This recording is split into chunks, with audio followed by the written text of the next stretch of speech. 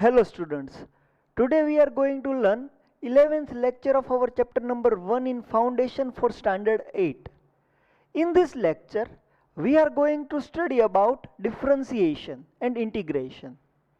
The differentiation and integrations are the part of mathematics in Standard 11. But the most common formulas are we are going to study right now. Actually, it is very simple kind of topic, right? Today, whatever we are going to study is very simple kind of things, but it is the core part, right? See, whenever you are in your standard 1 or 2, means in your first class, for you, this thing is very hard. See, in your first class, 5 and 3, 5 plus 3, what is the answer? Right now you are in 8th class, so it is very easy for you. 5 plus 3 is 8. But remember, when you are in your first class, at that time, आपके teacher को कितनी परेशानी हुई होगी 5 plus 3 8 करवाने के लिए. आपको क्या कराते होंगे? आपको ऐसा कुछ करवाते होंगे, ऐसे 5 मीन्स ऐसी 5 लाइन खींचनी होगी, 1 2 3 4 5, फिर 3 के लिए और 3 लाइन खींचवानी होगी. फिर ये इसका मतलब क्या है? आपको पहले से लेकर अंत तक सारे नंबर वापस काउंट करने होंगे, 1 2 3 4 5 6 7 8. That's why your answer is 8. See, such a hard thing. 5 plus 3 is equal to 8, वो फर्स्ट क्लास के लिए बहुत हार्ड था, क्योंकि ये वेरी फंडामेंटल थिंग थी. अभी जो ये डिफरेंशिएशन और इंटीग्रेशन है, ये भी बहुत फंडामेंटल चीज है. 11th के अंदर आपको पहले पहले डिफरेंशिएशन और इंटीग्रेशन का थोड़ा सा ख्याल आता है, फिर 12th के अंदर और 11th के बाकी के चैप्टर के लिए ये सारा मेन पार्ट हो जाता है. तो हमारा ये 5 plus 3 8 हमको फर्स्ट क्लास में आता था, फिर फर्स्ट क्लास से लेके 10th क्लास तक पूरे मैथमेटिक्स में इसका यूज होता ही जा रहा था. सपोज मेरे पास ये था 5 minus 3 is equal to 2. This is very easy. 5 minus 3 is equal to 2. In 8th class it is very easy. But remember, when you are in your first class, at that time 5 minus 3 is too tough. Because you do like this, 1 2 3 4 5, 5 line खींचते होंगे, बाद में 3 line और खींचते होंगे. इसका मतलब ये है कि आपको ये वाली लाइंस नहीं खींचनी है. अगर बीच में माइनस है तो आपने ये पहले 5 लाइन ड्रॉ की, फिर माइनस है तो 3 लाइन और रिमूव कर दो, ये भी रिमूव कर दो, ये भी रिमूव कर दो, ये भी रिमूव कर दो. फिर कितनी बची? फिर लाइन दो बची, 2. That's why your answer is 2, right? That's why your answer is 2. तो ये सारी दिक्कतें आपको फर्स्ट सेकेंड क्लास में आती थी. अभी मैं आपको जो सिखाने जा रहा हूं वो डिफरेंशिएशन और इंटीग्रेशन है. पहले मैं आपको डिफरेंशिएशन के बारे में बताता हूं, उसके थोड़े बहुत जो रूल है उसके बारे में बता रहा हूं. आप में से कोई मेरे को ये बोलेगा कि ये इसको क्या बोलते हैं? इसको साइन, मतलब प्लस का साइन है, लेकिन actually it is an operator. Operator क्यों? क्योंकि ये प्लस का साइन ये इंडिकेट करता है कि इसकी आगे और इसके जो पीछे वाली वैल्यू है उन दोनों को ऐड कर दो. ये माइनस भी क्या है? ये माइनस भी वन टाइप ऑफ ऑपरेटर ही है. ये क्या इंडिकेट करता है? इसके आगे और इसके पीछे जो भी वैल्यू है उन दोनों का सब्सट्रैक्शन करो. Once you do the addition 5 plus 3 8, then after कभी आपने ये सोच रहे कि ये प्लस वाला साइन गया कहाँ? 5 minus 3 is equal to 2, फिर ये माइनस गया कहाँ? ये कभी आपने सोचा है? नहीं सोचा है. क्यों? क्योंकि इसका काम है आके इंडिकेट कर देना कि आपको ये सब करना है. ये आके हमको ऑर्डर कर जाता है कि आपको 5 और 3 का एडिशन करना है, वो कर देना, फिर वो निकल जाता है. फिर ये प्लस किधर गया ये कभी क्वेश्चन नहीं बनता है. फिर ये माइनस किधर गया ये कभी क्वेश्चन नहीं बनता है. तो अभी मैं जो आपको सिखाने जा रहा हूं उसका नाम है डिफरेंशिएशन. टॉपिक का नाम है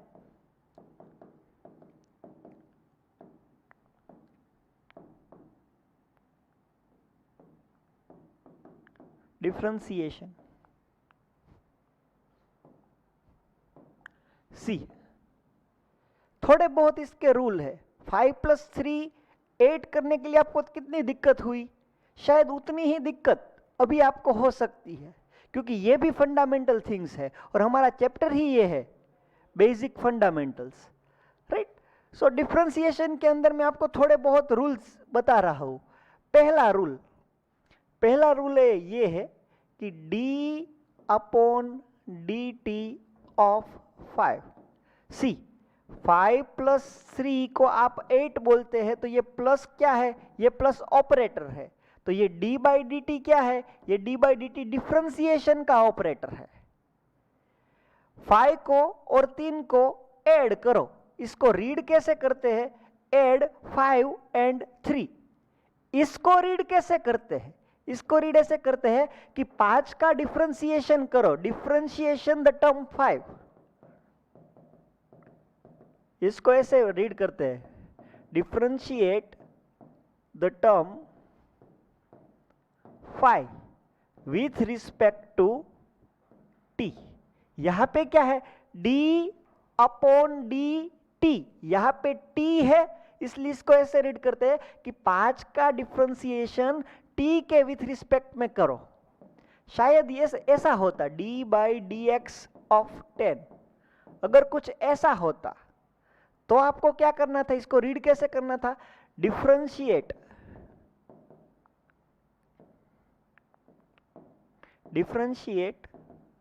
the term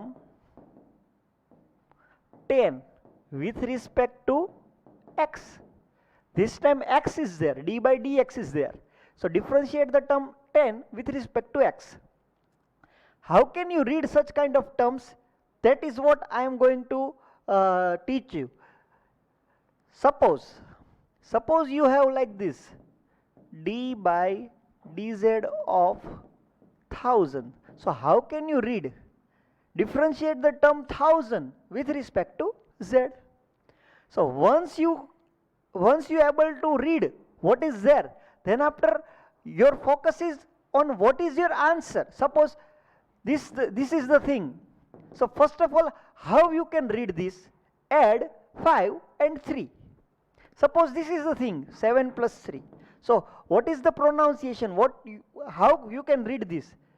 You can read this like add 7 and 3, right?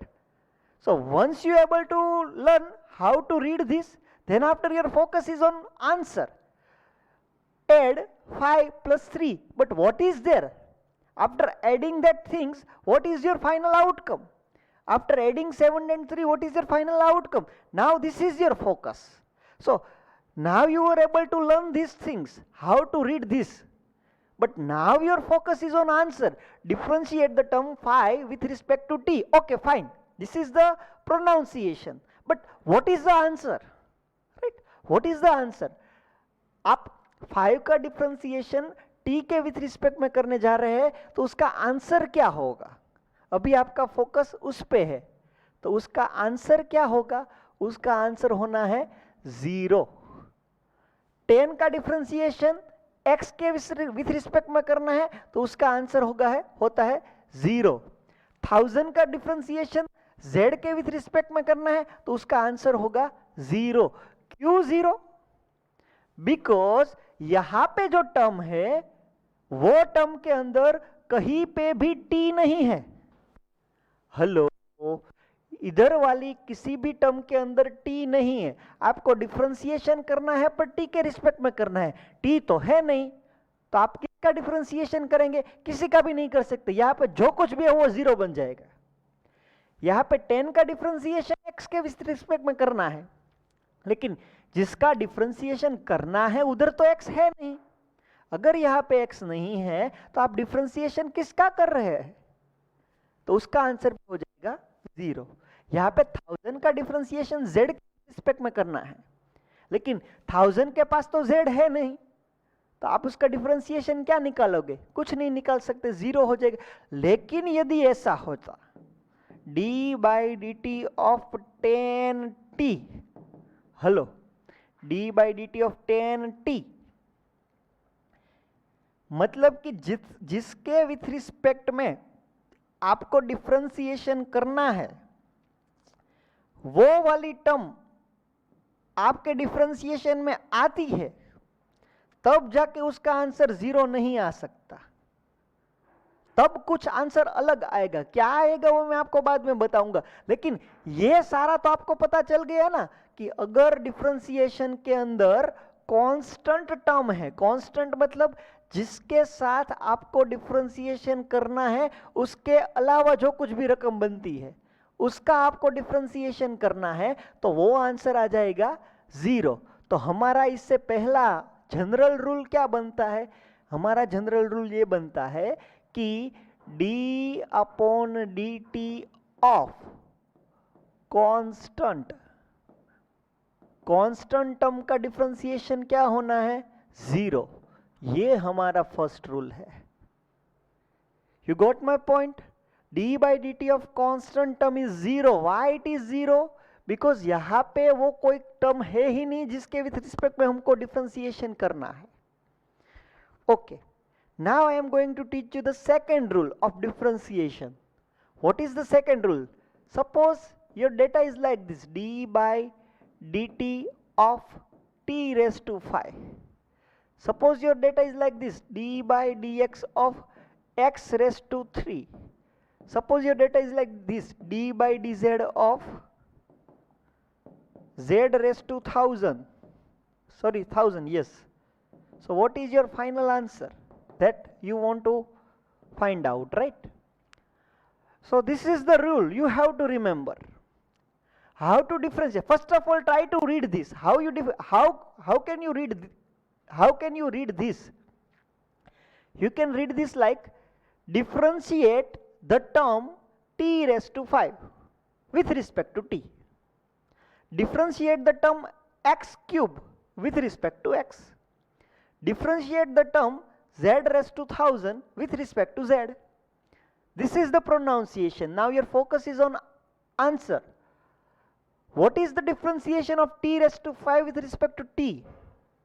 See, आपको क्या करना है? आपको ये करना है कि जो भी पावर हो वो पावर को आगे लाना है, पावर को आगे लाना है। फिर जो भी टर्म थी वो लिखनी है। t था तो t को लिखना है। जितनी भी पावर थी उन पावर में से एक पावर को कम कर देना है, मतलब कि 5 में से एक निकाल देना है, तो 4। सो इसका आंसर क्या आया? पावर जो भी होगी वो आगे आएगी, एक पावर कम होगी। इसका डिफरेंशिएशन क्या होगा? जो पावर है वो आगे आएगी, फिर मल्टीप्लिकेशन में जितनी पावर थी उसमें से कम हो जाएगी, 3x²। इसका डिफरेंशिएशन कैसे होगा? पावर आगे आएगी, एक पावर कम होगी। हेलो, लेकिन यदि ऐसा होता d/dt ऑफ 3^², हेलो 3^², तो उसमें क्या ऐसा नहीं होगा 2 × 3^1? ये नहीं होगा, क्योंकि ये कांस्टेंट टर्म है, और कांस्टेंट टर्म है इसलिए उसका आंसर 0 आ जाना था। आप दिमाग खुला रख के सारी चीजें पढ़ना। अगर कांस्टेंट टर्म है, मतलब कि जिसके विथ रिस्पेक्ट में आपको डिफरेंशिएशन करना है, वो टर्म इधर नहीं होनी चाहिए। अगर ऐसा कुछ कांस्टेंट टर्म रहता है तो आंसर 0 आ जाता है। लेकिन जिसके साथ आपको डिफरेंशिएशन करना है और वही टर्म इधर है, तब जाके ये वाला रूल अप्लाई होगा। ठीक है, तो ये सारी चीजों में से हम अपना दूसरा फॉर्मूला बनाते हैं। हमारा दूसरा फॉर्मूला ऐसा बनेगा, d/dt ऑफ t की कोई भी पावर हो सकती है, मतलब कि t⁻n। तो उसका आंसर क्या आएगा? पावर होगी वो पावर आगे आएगी, एक पावर जो भी है उसमें से एक पावर कम होगी, मतलब कि n पावर थी तो अभी पावर कौन सी बचेगी? n-1 पावर बचेगी। This is the second rule of our differentiation, right? Now we move on the third rule. Suppose इसमें क्या हुआ? इसमें सिर्फ कांस्टेंट ही आया। इसमें जिसके विथ रिस्पेक्ट में डिफरेंशिएशन करना था वो वेरिएबल ही आया, इसमें कांस्टेंट नहीं आया। तो तीसरा क्या होना है? तीसरा ये होना है कि कांस्टेंट भी आए और वो वेरिएबल भी आए। मतलब कि आपका डेटा शायद कुछ इस तरह से है, d/dt of 10 into T square. Hello, d by d t of 10 into T square. देखो यहाँ पे 10 भी है और जिसके विथ रिस्पेक्ट में डिफ्रेंसिएशन करना है वो टर्म भी है, मतलब कांस्टेंट भी है, वेरिएबल भी है। D by d x of 1000 x raise to 10। Hello, d by d z of 2z cube. Hello, यदि ऐसा है, कांस्टेंट भी है, वेरिएबल भी है, तो आपको क्या करना है, आपको कांस्टेंट को सिर्फ वही बाहर निकाल देना है। मतलब कि आपको ऐसा करना है, 10 बाहर चला जाएगा, फिर डिफरेंशिएशन किसका बचेगा, D by d t of T square. Hello, 10 का 0 नहीं हुआ, 10 बाहर चला गया। आपको डिफरेंशिएशन करना है t के विथ रिस्पेक्ट में, इसके पास तो t है नहीं, तो आपको उसको छोड़ देना है, 10 को बाहर निकाल दो, फिर जो टर्म बचती है उसका डिफरेंशिएशन करो। यहां पे भी ऐसा होगा, 1000 को बाहर निकाल दो, फिर जो टर्म बचती है उसका ही डिफरेंशिएशन करना है। यहां पे भी ऐसा होगा, 2 को बाहर निकाल दो, फिर जो टर्म बचती है उसका ही डिफरेंशिएशन करो। और ये वाले डिफरेंशिएशन तो हमारा सेकंड रूल है। हमारा सेकंड रूल हमको क्या बोलता है, जो पावर है वो आगे आएगी, एक पावर कम होगी। मतलब कि इसका आंसर क्या होना है, इसका आंसर ये 10 तो बचेगा ही, फिर क्या आएगा, फिर 2 आगे आएगा, एक पावर कम होगी। यहाँ पे क्या होगा, ये 1000 तो है ही, फिर क्या होगा, फिर ये 10 आएगा, एक पावर कम होगी। यहाँ पे ये 2 तो है ही, फिर 3 आगे आएगा, एक पावर कम होगी। हेलो, एक बार अगर आप डिफरेंशिएशन कर देते हो, यहां पे देखो, यहां पे आपने z क्यूब का 3z स्क्वायर कर दिया, फिर ये d बाई डी जेड कहाँ गया, ये आपको नहीं सोचना है। क्योंकि आप 5 + 3 का आंसर जब 8 लिखते हो तो 8 लिखते वक्त ये नहीं सोचते कि ये प्लस कहाँ गया। बात समझ में आ रही है? आपको क्या करना है, आपके पास 3 रूल है, कांस्टेंट रहेगा, ओनली वेरिएबल रहेगा, वेरिएबल और कांस्टेंट दोनों रहेंगे। जब दोनों रहते हैं तो कांस्टेंट को सिंपली बाहर निकाल दो, फिर हमारा दूसरा रूल ही अप्लाई करो। ठीक है, ओके। यदि ऐसा होता, suppose d/dt of T square plus आता है, +2 आता है, तो इसका आंसर क्या होगा, ये d बाई डी टी इसको भी मिलेगा, इसको भी मिलेगा, मतलब d by d t of T square भी होना है, plus d by d t of 2 भी होना है। हेलो, ये मल्टीप्लीकेशन नहीं है, ये दो टर्म है, ये वाली सिर्फ एक ही टर्म बोली जा सकती है। ये बीच में प्लस और माइनस आते हैं तो ये 2 अलग अलग टर्म है। इसका आंसर क्या आएगा, 2t, फिर इसका क्या आएगा, 0। सो final answer is 2t। Hello, बात दिमाग में जा रही है आपके? हमने 3 रूल बनाए, तीसरा रूल मैं जनरल फॉर्म में लिख लेता हूं कहीं पे भी। सपोज कि ऐसा कुछ हमारा रूल बन रहा है, d by d t of constant भी रहेगा और n पावर भी रहेगा t का। तो आंसर क्या आना है, कांस्टेंट को अलग कर दो, फिर इसका जो होता है वो करो, पावर आगे आई, एक पावर कम हुई। हेलो, ये 3 हमारे फॉर्मूला है। अगर आप ये सोचो, आपके पास कुछ ऐसा है, d by d t of t है, चलो t के विथ रिस्पेक्ट में डिफरेंशिएशन करना है, लेकिन t की कोई पावर नहीं है, t की कोई पावर नहीं है, तो आप दूसरा रूल अप्लाई नहीं कर सकते। किसने बोला कि t की पावर नहीं है, t की पावर है, t की पावर क्या है, 1। सो अभी आप अपना सेकेंड रूल अप्लाई करो, 1 आगे आया, फिर जो पावर थी उसमें से एक कम हुई, मतलब 1 इंटू टी रेस टू 0। किसी भी टर्म की 0 पावर 1 हो जाती है, so 1 into 1 is there, so final answer is 1। So कहीं पे भी आपको ऐसा दिखे कि d/dt ऑफ t, या तो ऐसा दिखे d upon D x of x, या तो ऐसा दिखे d upon D z of z, तो इसका आंसर क्या आना है? 1 ही आना है।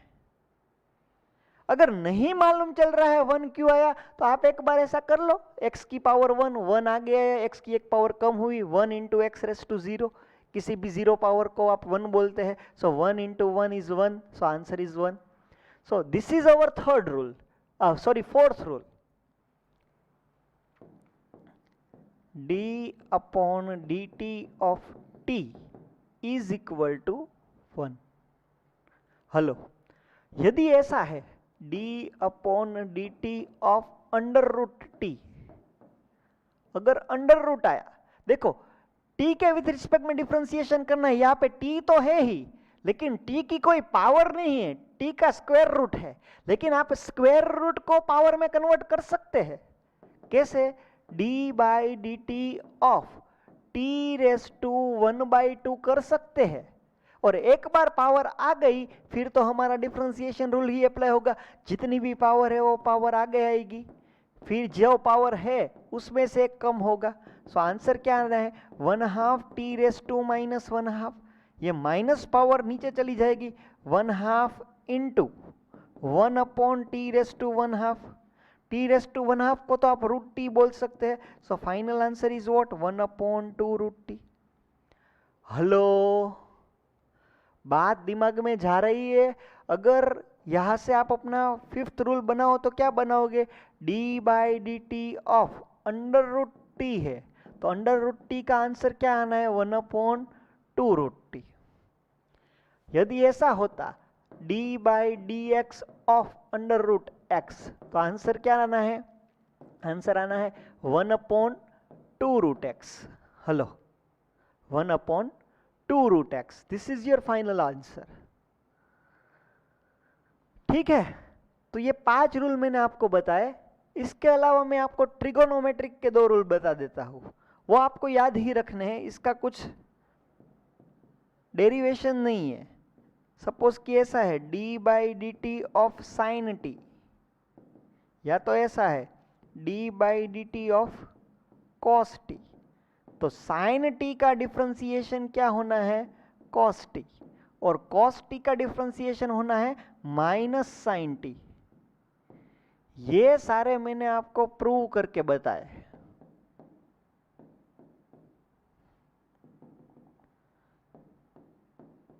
ठीक है, और ये वाले आपको सिर्फ याद ही रखने हैं। D by d t of sine t क्या होगा? कॉस टी, और d by d t of cos t क्या होगा? Minus sine t. ठीक है, फिर अगर एक ऐसा भी कुछ आपको दिया है d by d t of e raise to t, इसको बोलते हैं exponential function.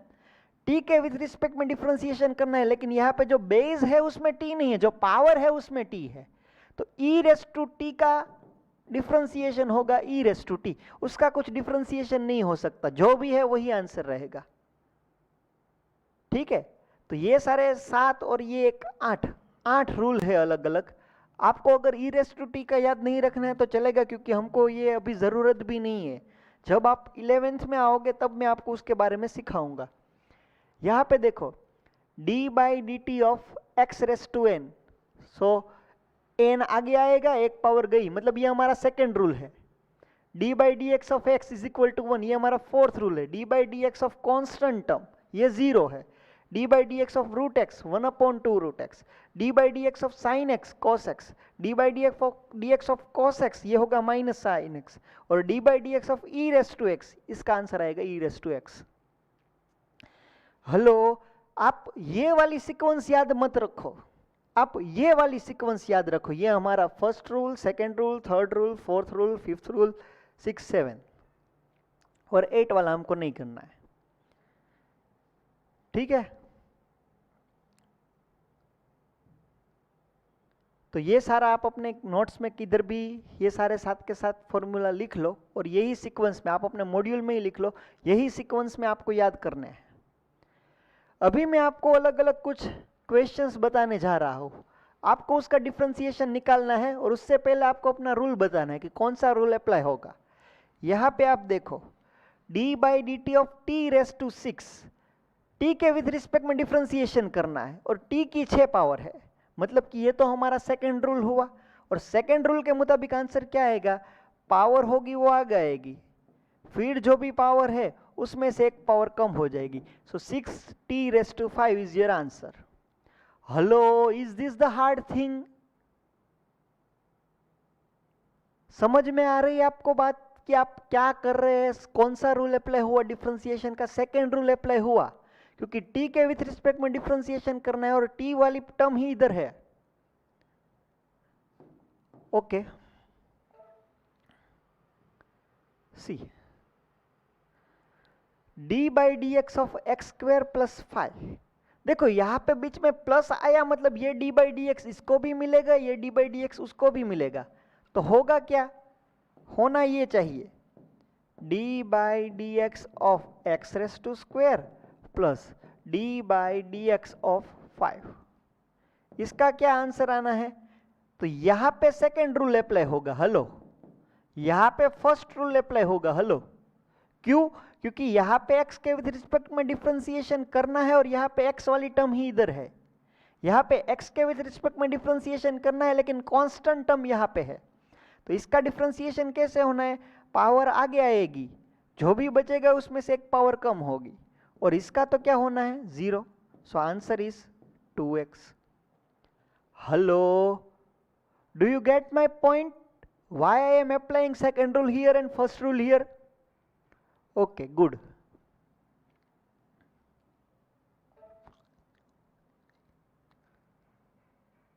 See, d by dt of t raised to 4, t raised to 4 का क्या होना है, 4 आगे आ जाएगा, जो भी पावर है उसमें से एक पावर कम हो जाएगी। Hello, okay. तो ऐसे सिंपल सिंपल क्वेश्चंस मैं आपके ऊपर छोड़ रहा हूं, ठीक है। ये देखो x रेस टू -12 आया, तो इसमें भी आप घबराओ मत, क्या होना है -12 आगे आएगा और जो भी पावर थी उसमें से एक कम करना है, मतलब कि -12 का -11 नहीं करना है, -12 में से एक निकालना है। तो आंसर क्या आएगा, आंसर आएगा -12 x raise to -13, -12 x raise to -13। This is your final answer, not -11, right. गलती से आप क्या कर दोगे, पावर तो आगे निकालोगे लेकिन 12 का 11 कर दोगे, क्योंकि जल्दबाजी में आप ये भूल जाते हैं कि माइनस माइनस होता प्लस है और साइन आगे बड़े वाले स्टेप की आती है। तो ये सारी प्रॉब्लम्स आपको ना आए वो खास ध्यान रखना, ठीक है। रूल बताना है, कौन सा रूल लगेगा। पहले तो बीच में प्लस आया, मतलब डी बाई डी टी दोनों को मिलेगा, मतलब कि होगा क्या, होगा ये d by d t of t raise to square plus d by d t of t. D by d t of t raise to square, t raise to square का क्या होना है, पावर है वो आगे आएगी, जो भी पावर है उसमें से एक कम होगी, और यहाँ पे पावर ही नहीं है, मतलब कि 1 पावर है, अगर 1 पावर है उसका आंसर तो 1 ही आ जाना है, d by d t of T. मतलब दोनों में सेकेंड रूल ही अप्लाई होगा, यहाँ पे 1 आगे आएगा, एक पावर कम होगी, 1 into t raise to 0, t raise to 0, t raise to 0 का क्या हो जाएगा 1 ही हो जाना है, तो 1 into 1 is 1, so answer is 1, 2t plus 1, this is your final answer. So hope you get this. Suppose ऐसा कुछ दिया गया है तो भी आप घबराओ मत, प्रोसीजर फॉलो करो। 2 बार प्लस आया मतलब कि ये डी बाई डी टी इसको भी मिलेगा, इसको भी मिलेगा, उसको भी मिलेगा। सो आपको करना क्या है, d by d t of T square plus d by d t of 9t plus d by d t of 7। Rule बताओ कौन सा, सेकेंड रूल, यहाँ पे थर्ड रूल, कांस्टेंट भी है वेरिएबल भी है, और यहां पे क्या आएगा फर्स्ट रूल।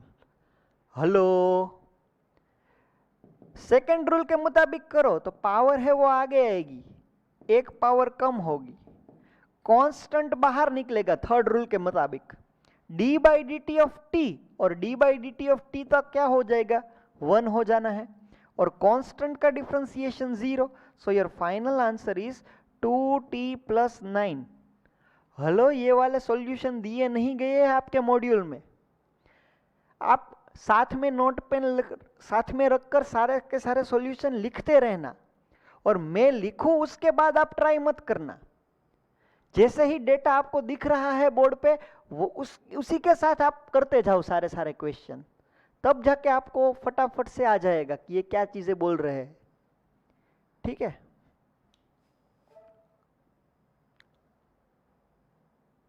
ये वाला देखो, x⁴ + 6x³, देखो ऐसा कुछ बताया गया है आपको,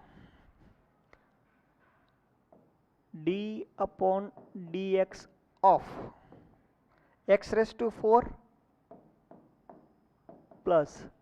6x³ + 2√x + 2√x + 11x + 14 + 11x + 14। अगर इतने सारे बीच में प्लस आते हैं तो कोई बात नहीं, हमको d/dx सबको देना है।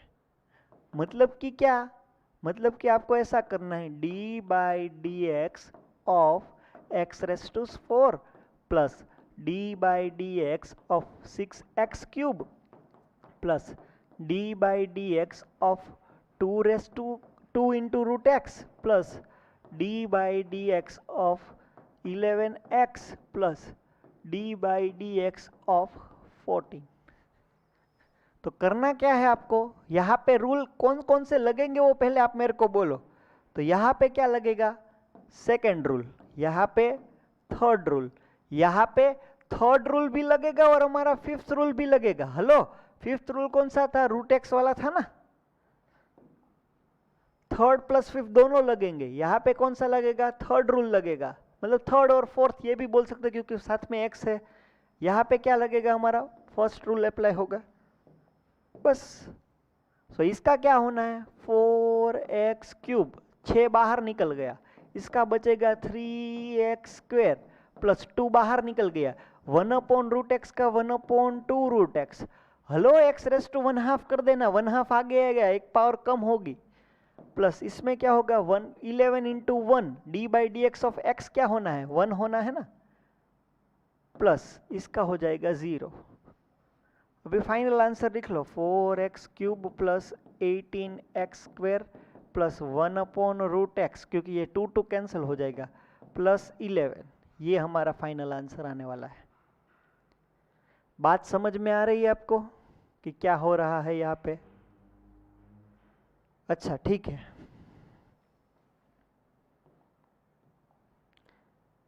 सॉरी, ये वाला सॉल्यूशन आप अपने मॉड्यूल में किधर भी पहले तो लिख लो, ठीक है, क्योंकि मॉड्यूल में दिया नहीं है। किसका सॉल्यूशन है ये, सॉल्व प्रॉब्लम 55।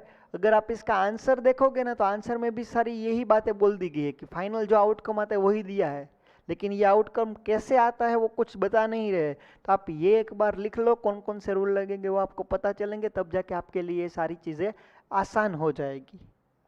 ठीक है, उसके बाद ये वाला क्वेश्चन देखो आप,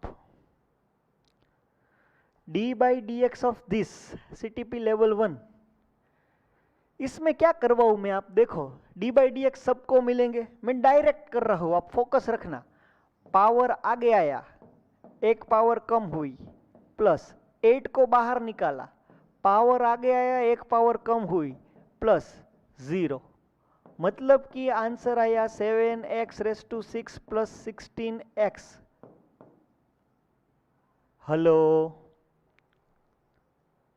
बात दिमाग में जा रही है आपके? सबको मिलने वाला था, फिर कौन कौन सा रूल लगा, यहाँ पे सेकेंड रूल लगा, यहाँ पे थर्ड रूल लगा, यहाँ पे फर्स्ट रूल लगा, बात खत्म। ठीक है, good.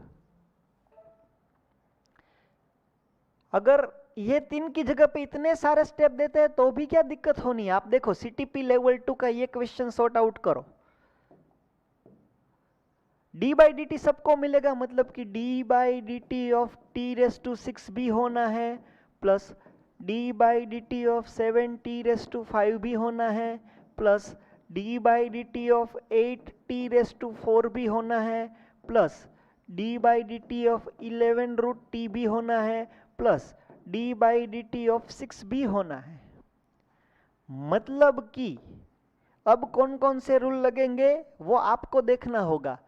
Here you can apply your second rule, here you can apply your third rule, here you can also apply your third rule, here third rule plus fifth rule, क्योंकि root भी आया और constant भी आई, plus यहां पे क्या होगा, यहां पे होगा हमारा फर्स्ट रूल।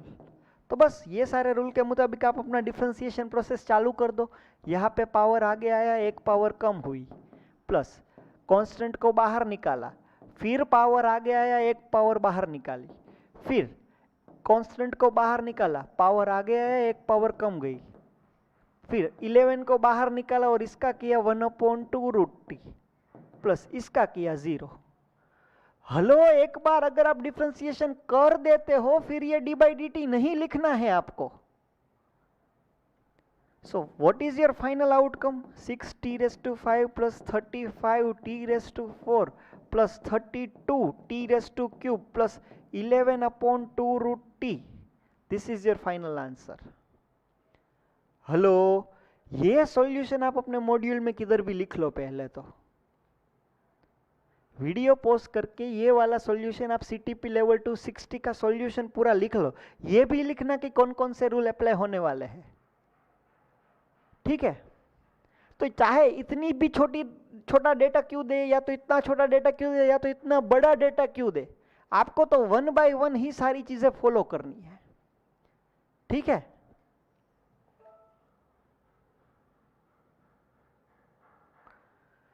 सीटीपी लेवल 2 का 61 नंबर का क्वेश्चन, भले ही पावर माइनस में है, आप घबराना मत, आप अपना रूटीन प्रोसीजर फॉलो करो।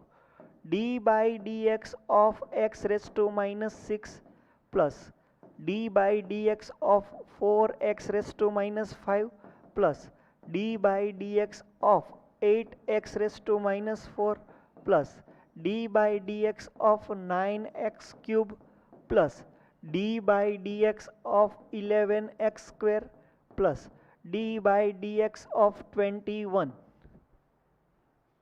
राइट।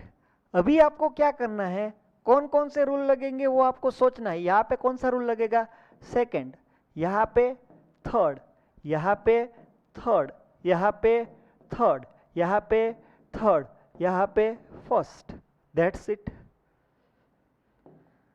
रूल अप्लाई कर दो, बात खत्म। -6 आगे आएगा, एक पावर कम होगी तो -5 नहीं होगा, -7 होगा। 4 को बाहर निकालो, -5 आगे निकालो, उसका हो जाएगा -6। फिर 8 को बाहर निकालो, -4 को आगे लो, एक पावर निकालो, 9 को बाहर लो, 3x, यहाँ पे माइनस नहीं है तो यहाँ पे स्क्वायर होगा, एक पावर कम होगी तो। 11 को बाहर निकालो, पावर को आगे लो, एक पावर कम करो, इसका तो 0। सो what is your final answer, -6x⁻⁻7 -20x⁻⁻6 -32x⁻⁵ plus 27x² plus 22x। This is your final answer. Hello, plus minus minus, plus minus minus, multiplication है तो साइन ही माइनस हो जाएगी। सो ये वाला सॉल्यूशन भी आप किधर भी अपने मॉड्यूल में लिख लो। सीटीपी लेवल 2 61 नंबर का क्वेश्चन का ये वाला सॉल्यूशन है, क्योंकि आपको अगर कहीं पे भी दिया गया होगा तो ये फाइनल रिजल्ट ही दिया गया होगा, लेकिन ये रिजल्ट कैसे आया ये आपको नहीं बताया गया है। तो आप एक बार ये पूरा नोट पेन लेके सारे के सारे सॉल्यूशन ये वीडियो लेक्चर के साथ साथ ही लिखते रहना, ठीक है।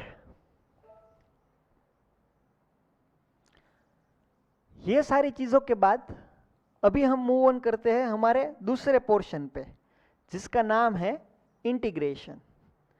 डिफरेंशिएशन के बारे में हम लोगों ने ये 7 फॉर्मूलाए देखी, यही 7 चीजें हमको इंटीग्रेशन में भी देखना है। टॉपिक का नाम है अभी इंटीग्रेशन। हेलो, जैसे एडिशन सब्सट्रैक्शन, वैसे डिफरेंशिएशन इंटीग्रेशन। डिफरेंशिएशन का जो कुछ भी था वो हमने अब तक के लेक्चर में देख लिया है। अभी वही सारी चीजें इंटीग्रेशन के रूप में देखनी है हमको। डिफरेंशिएशन को डिनोट कैसे करते थे? डी बाई डी टी ऐसे करते थे ना, डी अपॉन डी टी। मतलब डिफरेंशिएशन करो टी के रिस्पेक्ट में। मेरे को इंटीग्रेशन करना है तो उसका साइन ये है, इंटीग्रेशन करो। हलो, ये बाबा जी का ठुल्लू टाइप कुछ, या तो इसे आप नाग दादा भी बोल सकते हैं इसको। तो ये हो गया हमारा इंटीग्रेशन का साइन। इंटीग्रेशन करो किसके विथ रिस्पेक्ट में? टी के विथ रिस्पेक्ट में। इंटीग्रेशन dt, और इन दोनों के बीच यहां पे इसको क्या बोलते थे? डी बाई डी टी, फिर कुछ ब्रैकेट रहता था ना, कि ब्रैकेट में जो भी है उसका डिफरेंशिएशन t के विथ रिस्पेक्ट में करो। So how to read this? यहां पे ब्रैकेट रहेगा, ये इंटीग्रेशन की साइन और dt, उसके बीच में जो कुछ भी होगा उसका डिफरेंशिएशन, उसका इंटीग्रेशन t के विथ रिस्पेक्ट में करो। मतलब कि डेटा ऐसा कुछ होगा टी स्क्वेयर डी टी। तो इसको रीड कैसे करना है?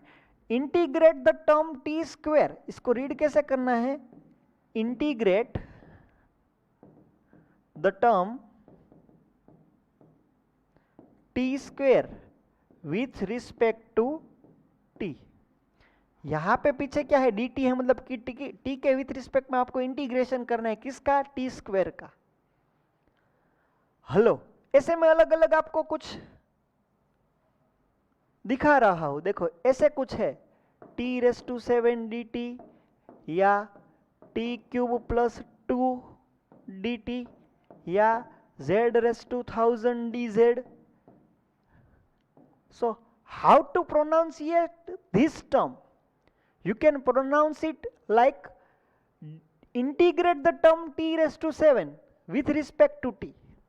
Here you can say integrate the term t⁻³ + 2 with respect to t. Here you can say integrate the term z⁻1000 with respect to z. This is the pronunciation. Once you are able to learn how to pronunciate or how to read that term, then after your focus is on answer. अगर एक बार आपको ये सब चीजें आ जाती है कि इसको बोलना कैसे है, फिर हमारा फोकस कहाँ पे होगा? फिर आंसर क्या आएगा? चलो, बोलना तो हमको आ गया कि integrate t⁻⁷ with respect to t, but उसका आंसर क्या आना है वो हमको नहीं मालूम था ना। अभी हम वही सारी चीजें करेंगे। देखो,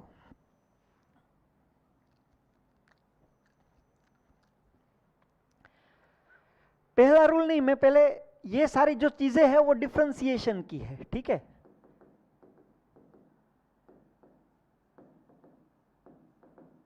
अभी यही सारी चीजें मैं आपको इंटीग्रेशन में भी बता रहा हूं। पहला नहीं, पहले मैं दूसरे वाला रूल लेता हूं, मतलब कि इंटीग्रेशन t⁻n dt क्या होना है। डायरेक्ट जनरल फॉर्म नहीं, पहले मैं आपको ये बताता हूं इंटीग्रेशन t⁻⁷ dt क्या होता है। मतलब t⁻⁷ का इंटीग्रेशन t के विथ रिस्पेक्ट में करना है। अगर ये डिफरेंशिएशन होता तो क्या होता? पावर आगे आएगी, एक पावर कम होगी। यहां पे क्या होगा? पावर आगे नहीं जाएगी। यहां पे क्या होना है? देखो आप, जो भी पावर है उसमें से एक कम नहीं होगा, उसमें एक ऐड होगा, और जो नई पावर बनी वो पावर आपको नीचे डिनोमिनेटर में लिखना है। यदि ऐसा होता x³ dx, सो x³ का इंटीग्रेशन x के रिस्पेक्ट में करना है तो क्या होना है? जो भी पावर है उसमें एक ऐड होगा, और जो नया पावर बना वो नीचे आएगा। यदि ऐसा होता तो z⁻1000 dz। तो आंसर क्या आना है? जो भी पावर है उसमें एक ऐड होना है, और जो नया पावर बना वो नीचे डिनोमिनेटर में आना है। तो यहां पे इसका आंसर क्या आएगा? इसका आंसर आएगा t⁻², जो भी पावर है उसमें एक ऐड होगा, और जो नई पावर बनी वो पावर नीचे आएगी n+1। सो इसका दूसरा रूल और इसका दूसरा रूल देखो, उसमें पावर आगे आती थी, एक पावर कम होती थी। इसमें क्या हुआ? पावर बढ़ गई एक, और नई पावर नीचे आ गई। सो डिफरेंशिएशन का अपोजिट ही इंटीग्रेशन है। ठीक है, तो हमने हमारा सेकेंड रूल बना लिया। थर्ड रूल के बारे में बताता हूं मैं आपको। थर्ड रूल क्या है हमारा इसके साथ? इंटीग्रेशन कांस्टेंट टर्म भी रहेगी और उसका कुछ इंटीग्रेशन भी रहेगा, साथ में वेरिएबल भी रहेगा, कांस्टेंट भी रहेगा। इसका आंसर क्या होना है? मतलब मैं आपको एग्जांपल देता हूं, शायद कुछ ऐसा है, इंटीग्रेशन 2x² dx। तो 2 को आपको बाहर निकाल देना है, जैसे उसमें निकाल देते थे उसी तरह इसमें से भी निकाल देना है। 2 बाहर चला गया, फिर बचा क्या? x² dx। इसको रीड कैसे करते हैं? x² का इंटीग्रेशन करो, किसके विथ रिस्पेक्ट में? x के विथ रिस्पेक्ट में। तो ये तो हमारा सेकेंड रूल ही हो गया। मतलब कि आंसर क्या है? 2 इधर रह गया, फिर इसका क्या होना है? जो भी पावर है उसमें से एक बढ़ गया और जो नया पावर है वो नीचे आया। मतलब कि आंसर क्या आया? 2x³ divide by 3। हेलो, तो इसमें क्या होना है? इसमें होना है जो कांस्टेंट है वो बाहर निकल गया, फिर जो आपकी पावर थी n उसमें एक बढ़ गया और जो नया पावर है वो नीचे आया। ठीक है, यहां पे देखो, अभी मैं आपको फर्स्ट रूल बताने जा रहा हूं। d/dt ऑफ कुछ कांस्टेंट है, मतलब कि ऐसा है। फर्स्ट रूल हमारा क्या है? Integration 5 dt। ये क्या होना है? एग्जाम्पल के रूप में आप यहां पे देखो, आपके पास ये है इंटीग्रेशन 5 dt। तो 5 तो कांस्टेंट है, 5 बाहर चला गया, फिर बचा क्या? इंटीग्रेशन करो, किसका पता नहीं, किसके विथ रिस्पेक्ट में? t के विथ रिस्पेक्ट में। मतलब आप बात समझो कि 5 निकल गया, 5 कांस्टेंट है वो बाहर निकल गया, आपको फिर जो बचता है उसका इंटीग्रेशन करना है t के रिस्पेक्ट में। लेकिन यहां पे t तो है नहीं। अगर यहां पे कुछ भी नहीं है, मतलब कि यहां पे देखो इंटीग्रेशन dt, मतलब इंटीग्रेशन की साइन और dt के बीच में कुछ नहीं है, तो आप ये तो बोल सकते हैं ना कि उधर 1 तो होगा ही। 1 तो किसी के साथ भी मल्टीप्लिकेशन में हो सकता है। और ये वाले 1 को आप ऐसे भी लिख सकते हैं, t⁻⁴। हेलो, किसी की भी पावर 0 होगी तो उसको 1 बोलेंगे। तो अभी तो हमारा फॉर्म आ गया ना t के साथ का, कि t⁻⁴ का इंटीग्रेशन करो t के साथ, फिर क्या होना है? ये 5 बाहर तो था ही, इसमें रूल अप्लाई करो, जो भी पावर है उसमें एक ऐड होगा और जो नया पावर बनेगा वो नीचे आएगा। सो आंसर क्या है? ये 5 तो था ही, आंसर क्या आया? t का 0 + 1 मतलब t⁻⁴, तो t आंसर आया 5t। मतलब कि अगर ऐसा रहा इंटीग्रेशन dt, सिर्फ इंटीग्रेशन dt रहा, सो इंटीग्रेशन dt को हम कैसे लिख सकते हैं? इंटीग्रेशन dt को हम लिख सकते हैं इंटीग्रेशन t⁻⁴ dt भी लिख सकते हैं। और फिर यहाँ पे रूल अप्लाई करो, t का जो पावर था उसमें एक बढ़ा और नया पावर नीचे आया, सो final answer is t। So integration dt will be t। यदि ऐसा है, सपोज देखो, यदि ऐसा है इंटीग्रेशन dx है तो वो क्या हो जाएगा? x।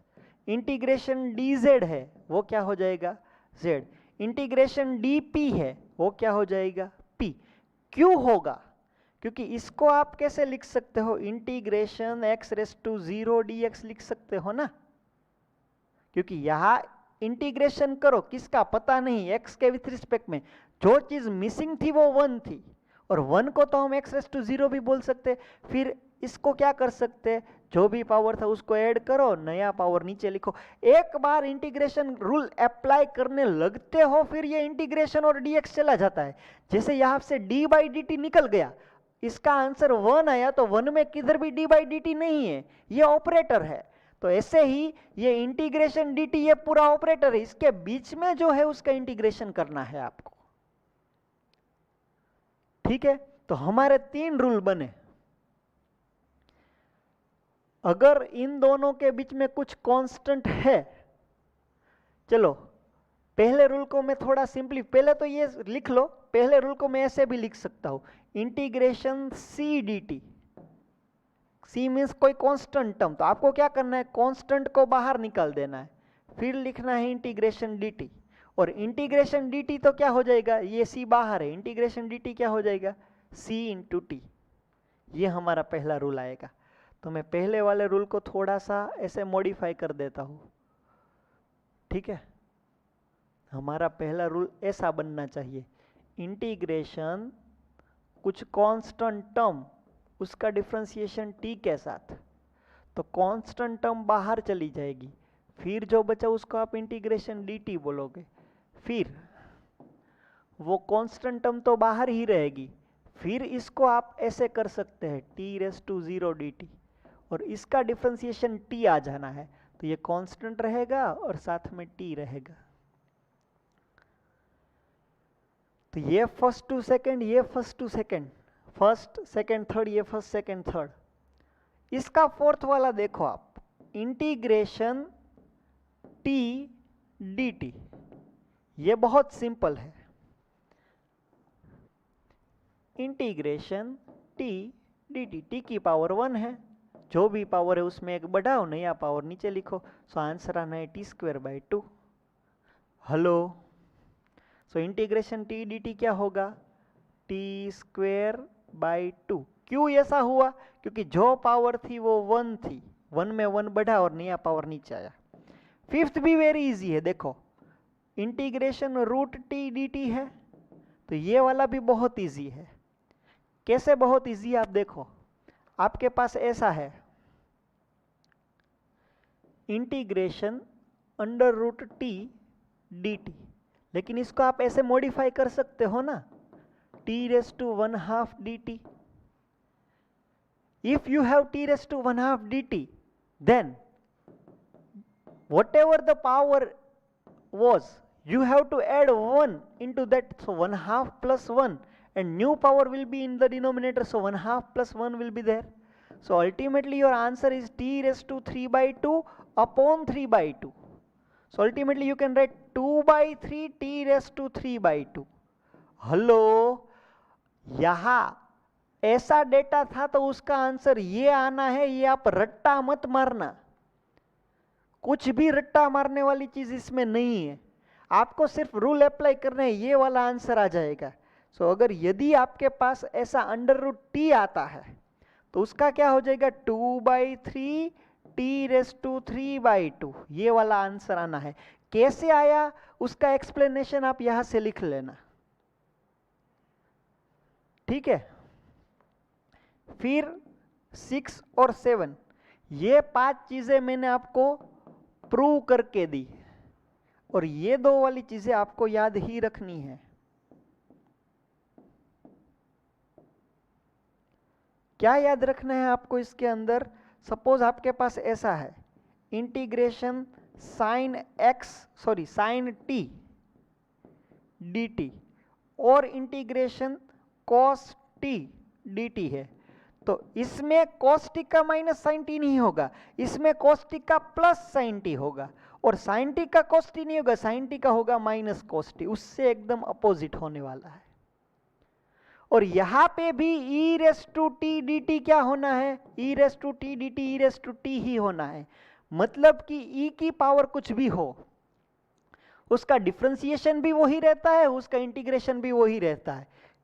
इसलिए मैं आपको ये नहीं सिखा रहा हूं, सिर्फ ये 7 प्लस ये 7, ये डिफरेंशिएशन के साथ फॉर्मूला है, ये इंटीग्रेशन के साथ फॉर्मूला है, ये 5 चीजें हमने प्रूव की है, और ये वाली जो नीचे वाली जो 2 चीजें हैं वो हमने सिर्फ याद ही रखी है।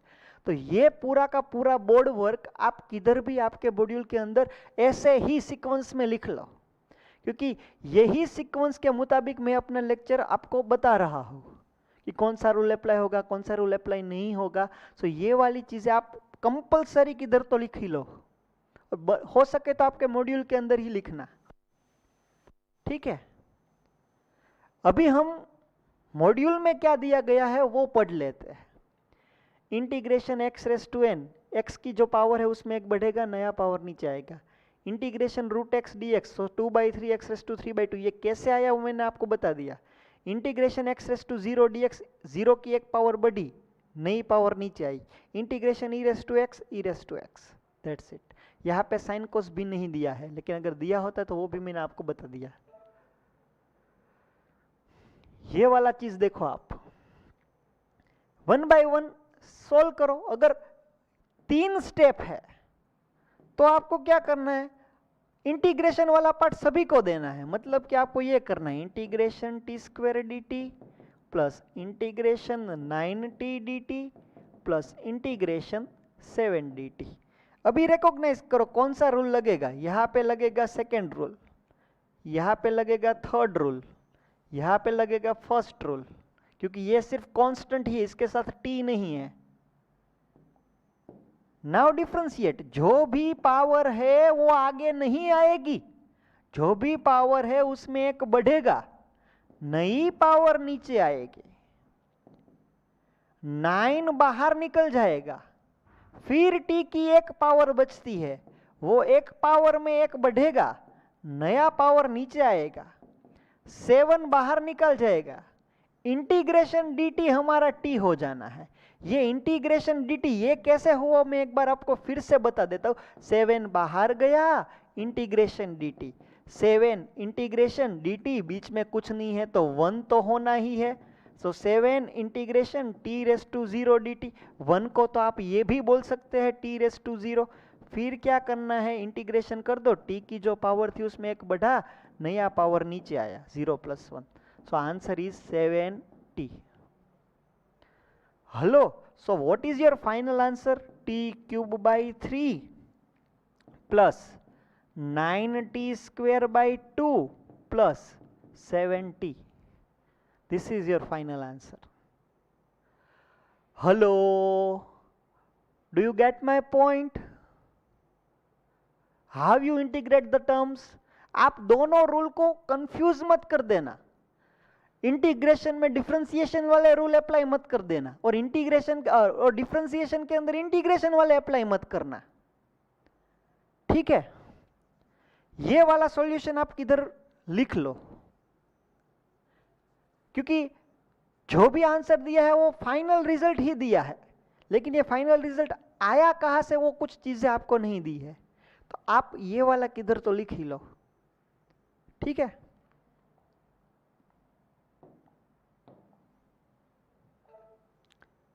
ये वाला क्वेश्चंस देखो आप, उसके बाद इतने सारे स्टेप है, कोई दिक्कत नहीं, हमको सिर्फ 1 by 1 सारे क्वेश्चंस को सोल्व करना है। मतलब कि आप ऐसा कर सकते हैं, integration x raise to 6 dx, और ये इंटीग्रेशन और dx के बीच में काउंट्स है, मतलब कि ये दोनों चीजें सबको मिलने वाली है। मतलब कि integration 5x raise to 5 plus integration 4x raise to 4 plus integration 9x cube plus integration 11x square plus integration 16x plus integration, ये सारी चीजों के पीछे मेरे को dx लिखना था। मतलब कि 5x raise to 5 dx plus integration 9x cube dx plus integration 11x square dx plus integration 16x dx plus integration 9 dx। Recognise करो कौन कौन से rule, third third third third third first. Hello, अभी third rule के मुताबिक आप कर दो। सॉरी, ये थर्ड रूल नहीं है, ये फर्स्ट रूल है हमारा। ये वाला जो है ये हमारा सॉरी सेकेंड रूल है, क्योंकि सिर्फ वेरिएबल ही है यहाँ पे, constant variable constant variable constant variable constant variable, only constant only variable.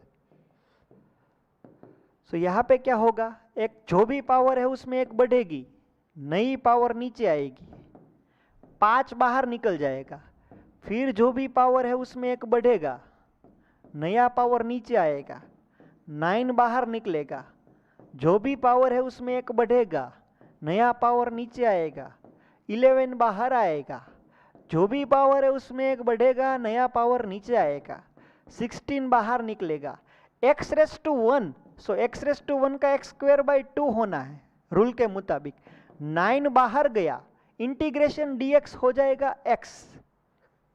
So what is your final answer? x raise to 7 divide by 7 plus 5x raise to 6 by 6 plus 9x raise to 4 by 4 plus 11x cube by 3 plus 16x square by 2 plus 9x, इसको आप 8 भी कर सकते हैं, 16 by 2 means 8x square भी बोल सकते हैं.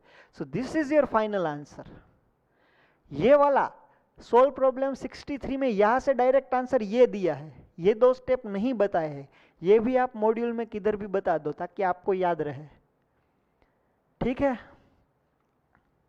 Let's move on the next question. Our next question is like this, t cube plus 4t square plus 7 dt. ये वाला तो उससे भी बहुत आसान है, integration T cube dt plus integration 4t square dt plus integration 7 dt. यहाँ पे t क्यूब में एक पावर ऐड होगा, नया पावर नीचे आएगा, 4 बाहर निकलेगा, एक पावर ऐड होगा, नया पावर नीचे आएगा, 7 बाहर निकलेगा, इंटीग्रेशन dt बचेगा. ये क्या होना है वो मेन है, t raise to 4 divide by 4 plus 4 by 3 t raise to cube plus 7, ये होना है सिर्फ t. कैसे हुआ वो मैंने अभी अभी आपको बताया, क्योंकि बीच में कुछ नहीं है मतलब t की 0 पावर तो है ही. ये भी किस कहीं पे भी लिख लो आप, CTP लेवल 1 का 64 नंबर का सॉल्यूशन आप मॉड्यूल में किधर लिख लेना.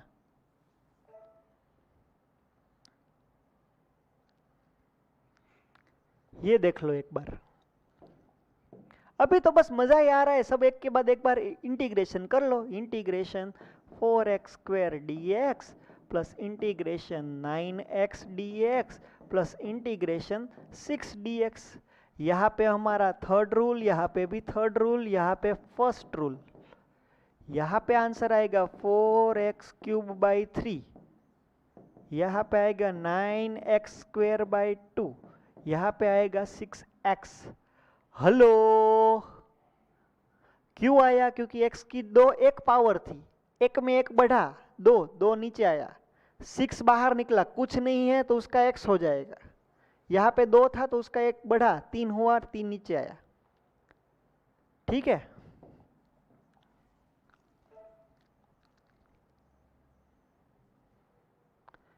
ये वाला आप एक बार देख लो. Integration 6x cube dx plus integration 7 root x dx plus integration 11 dx. Hello, rule कौन सा? थर्ड. रूल कौन सा? थर्ड भी लगेगा, फिफ्थ भी लगेगा. यहाँ पे रूल कौन सा? फर्स्ट. 6 को बाहर निकालो, x क्यूब का इंटीग्रेशन करो, x क्यूब का इंटीग्रेशन करो. 7 को बाहर निकालो, रूट x का इंटीग्रेशन करो. 11 को बाहर निकालो, dx का इंटीग्रेशन करो. 6 x क्यूब का होना है x raise to 4 divide by 4, 7 बाहर गया, इंटीग्रेशन रूट x dx. क्या हुआ? Integration x raise to 1/2 dx बोल सकते हो ना. तो यहां से क्या होना था answer? 2/3 x raise to 3/2 plus 11 integration dx हो जाएगा x. So ultimately answer is 3/2 x raise to 4 plus 14/3 x raise to 3/2 plus 11x. This is your final answer. Hope you get my point.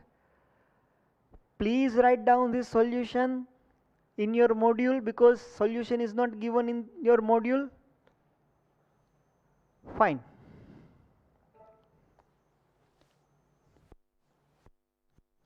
Okay, that's it for integration and differentiation. I hope you guys learn the total 7 rule and then after try to solve each and every problem by your own self without looking at the solution in your module. तो अगर ये सारी चीज़ें आप कर पाओगे तो आपका इंटीग्रेशन डिफरेंशिएशन का जो बेसिक फंडामेंटल रूल्स है और जो बेसिक जो भी फंडे हैं वो आपके क्लियर हो जाएंगे.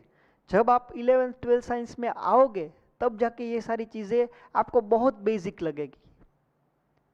सो आई होप जितना भी कुछ हम लोगों ने बोर्ड वर्क किया है, जितने भी क्वेश्चंस क्लासरूम में हम लोगों ने सोल्व किए हैं, वही सारे क्वेश्चंस के सॉल्यूशन आपको घर जाकर एक एक बार सारे के सारे सॉल्यूशन लिखने हैं और वही चीज़ें मॉड्यूल में देखे बिना करनी है. अगर एक बार हो जाएगा तो ये आपका पूरा लेक्चर क्लियर हो जाएगा. आगे जाके आपको इसका बहुत सारा बेनिफिट मिलने वाला है. अभी आपको ये लगेगा कि ये अभी मैं 8th क्लास में हूँ, क्यों इतना बर्डन आ रहा है, लेकिन आगे बहुत फ़ायदा यही चीज़ करने वाली है आपको. So that's it from today's lecture. We stop here. जय हिंद, जय भारत, अस्तु. Thank you.